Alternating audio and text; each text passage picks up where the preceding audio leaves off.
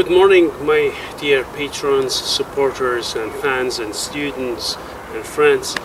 Today I'm going to talk about a specific topic, which is about using the scabbard for the offhand in a knife or in dagger combat, which we have Khanjar here, dagger combat. You can use it also with a sword, right? Like the campilan is used with a shield in Filipino context, and sometimes it's also used with its own scabbard. You can, in any knife combat, use that. So the only thing is, once you use your scabbard, make sure that the fingers are not sacrificed, that the tendency is that you let the blade of your opponent land here.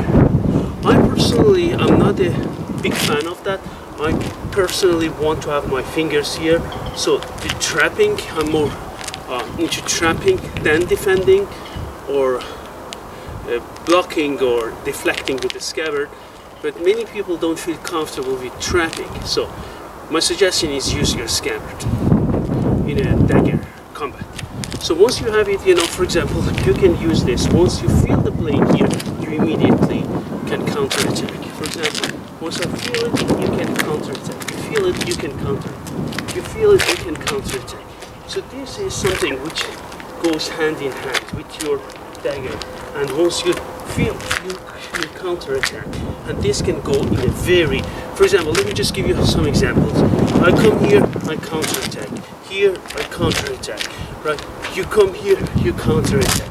So important for you is that your dagger hand is always in front, or most of the time. Sometimes you can come back and have it here, but you remember it's not a shield. Your fingers are in danger. And then you can come back and go take the lines and try to defend. So this is a good idea from time to time to have that.